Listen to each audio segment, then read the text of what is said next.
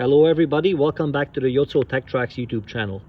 I wanted to share something with you guys today regarding my 2016 Ram 1500 truck.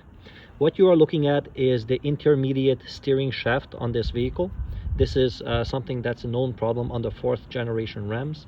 Mine falls into the 4th generation category. Again, it's a 2016 1500 half-ton Ram, crew cab, 4-door, Hemi 5.7 liter 4-wheel drive with a 5'7" bed. This part number I'm pretty sure is generic part. This vehicle I have is about 30,000 kilometers on it right now, and I've noticed something recently where the steering shaft is a little bit binding.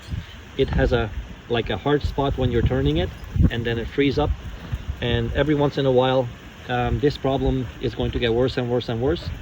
What I decided to do was take off this shaft. I cannot really get underneath the vehicle right now, but it's pretty straightforward. The top of it goes from the steering column right into this one, and there's a universal joint underneath this, and this one goes right into the rack and pinion power steering, electric power steering assembly.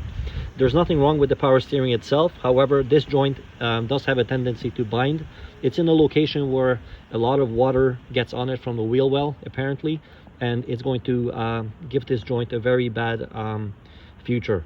It's going to seize up, it's going to be a little bit difficult to turn from time to time, and this problem will get worse and worse and worse. This is not a serviceable part by any means. The universal joint is not greasable underneath it. What I want to share with you guys is this is pretty much something I found on Amazon. This is what is called motorcycle fork boot for the front suspension, and I've managed to find something that's very inexpensive. I think these were $15 for the pair. I just needed one, but for $15 they gave me two. And basically what I did was, underneath this universal joint inside, I soaked it in power steering fluid for half an hour or 1 hour. It freed up really nicely, and then I cleaned it up, and I applied a lot of grease, and this boot is just to hold the grease inside. Again, this is not a high-speed part. When you're turning the steering wheel, it turns very slowly. This is just to make sure that the water does not get on it in the future, and the grease is going to be kept inside with this boot. It is close to the exhaust manifold, but when you go up on this shaft, there's another similar boot from the factory, so this should not be a problem in the future.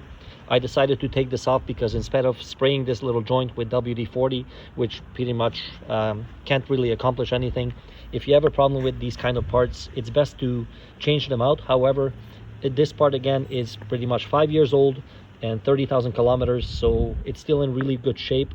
It's just starting to get a little bit stiff. This is really freely moving now. I'm not sure if I can show you guys. My hands are dirty, so I'm recording this with a telephone, and I don't want to get the phone dirty, but you guys get the idea. This is pretty much just to keep the crap out, keep the grease and oil inside, and hopefully this part will never ever give problems in the future. So this is something I thought I'd share with you guys.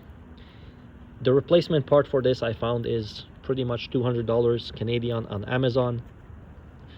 That's the cheapest I can find this part. And instead of spending about $200 and waiting a week to get this part, once again, this is nothing that's really in bad shape. It's just, it's time to lubricate it, service it, and hopefully in the future this will never give a problem again.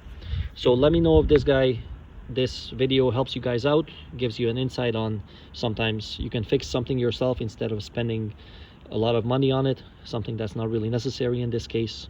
I'll let you guys know if anything happens in the future regarding this part, if it fails, if it breaks down, how the boot is holding up, and let's go from there. So if you guys have any questions, just as always, let me know. I'll be happy to give some inside information on comments, and give it a thumbs up if you like, and I'll see you guys next time on the Yotso Tech Tracks YouTube channel. Thank you. Bye bye.